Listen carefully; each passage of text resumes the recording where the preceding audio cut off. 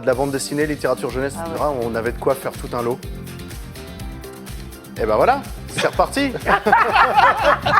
Visiblement. Les aléas du On est direct. en grande discussion. Et on était en train de blablater, mais bon, je n'avais pas eu le signal. Bah, c'est parti, hein, c'est la dernière partie de notre local génial du C'est jour. le direct. C'est le Eh, direct. c'est ça le direct, c'est aussi quelques beau. petits aléas. Hervé Moison est toujours des nôtres. Toujours là. Dans une poignée de secondes, tu nous proposeras un moment poétique avec ton spectacle Poésie en liberté.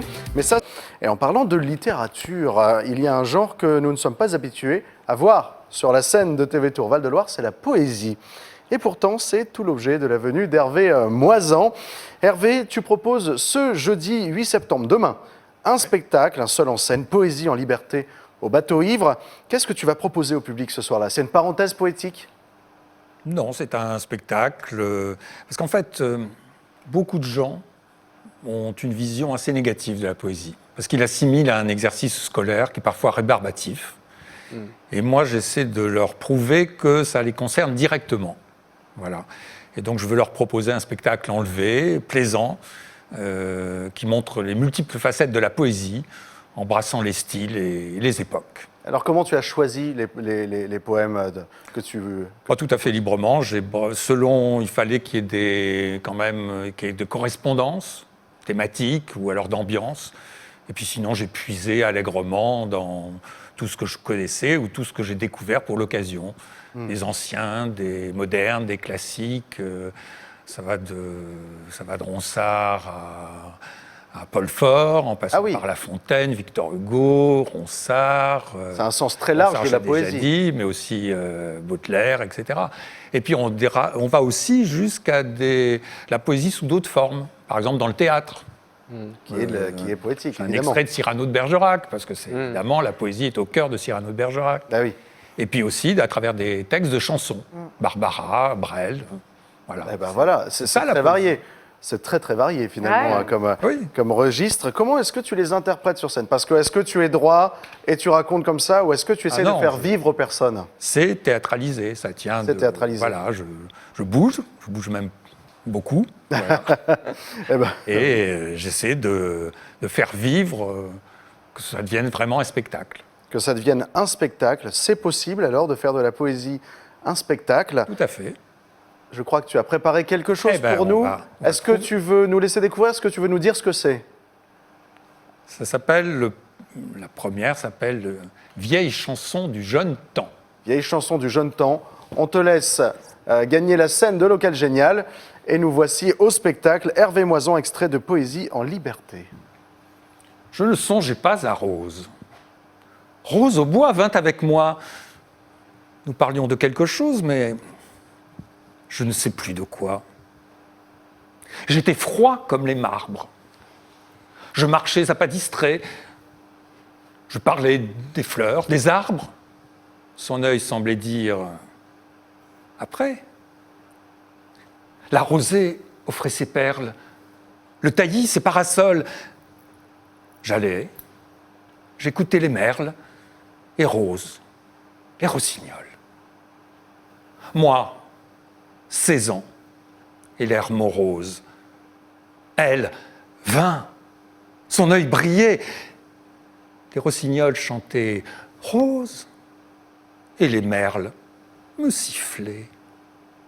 Rose, bien droite sur ses hanches, leva son beau bras tremblant pour prendre une mûre aux branches. Je ne vis pas son bras blanc. Une eau courait fraîche et creuse sur les mousses de velours, et la nature amoureuse dormait dans les grands bois sourds. Rose défit sa chaussure et mit d'un air ingénu son petit pied dans l'eau pure. Je ne vis pas son pied nu. Je ne savais que lui dire. Je la suivais dans le bois, la voyant parfois sourire et soupirer quelquefois. Je ne vis qu'elle était belle qu'en sortant des grands bois sourds. Soit, n'y pensons plus, dit-elle. Depuis, j'y pense toujours. Victor Hugo. Oh là là là là là là là là là là là. Et un grand classique, ça vous connaissez tous, vous avez même le droit de réciter en même temps. La cigale et la fourmi. La cigale, ayant chanté tout l'été, se trouva fort dépourvue quand la bise fut venue.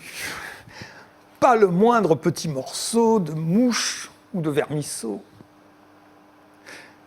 Elle alla crier famine chez la fourmi, sa voisine, la priant de lui prêter quelques grains pour subsister jusqu'à la saison nouvelle.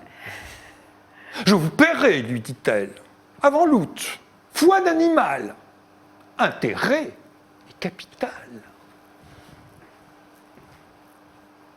La fourmi n'est pas prêteuse. C'est là son moindre défaut. Que faisiez-vous au temps chaud ? Dit-elle à cette emprunteuse. Nuit et jour, à tout venant, je chantais, ne vous déplaise. Vous chantiez, j'en suis fort aise. Eh bien, dansez maintenant. Oui. Hervé Moisan, allez, je te rejoins sur la scène pour conclure cette émission. Merci beaucoup. Tu vis la poésie, finalement. Ah, il faut la vivre et la faire vivre. Combien on pourra en écouter demain sur scène, à peu près ? Oh, il y en a à peu près 17 à peu près, oui. Bon, il y a de quoi passer un bon moment. Spectacle. Oui. Eh ben, formidable, merci beaucoup. On s'ennuiera pas. Eh ben, l'ennui, c'est voilà. ce qu'il y a de pire. Eh ben, l'ennui, c'est ce qu'il y a de pire. C'est pas le genre de la maison. Et si vous voulez pas vous ennuyer, vous allez demain soir écouter Hervé Moisan au Bateau Ivre. Demain, c'est à 20h. 20h. Poésie en liberté. Vous l'avez vu, c'est haut en couleur. Voilà, rendez-vous demain au Bateau Ivre.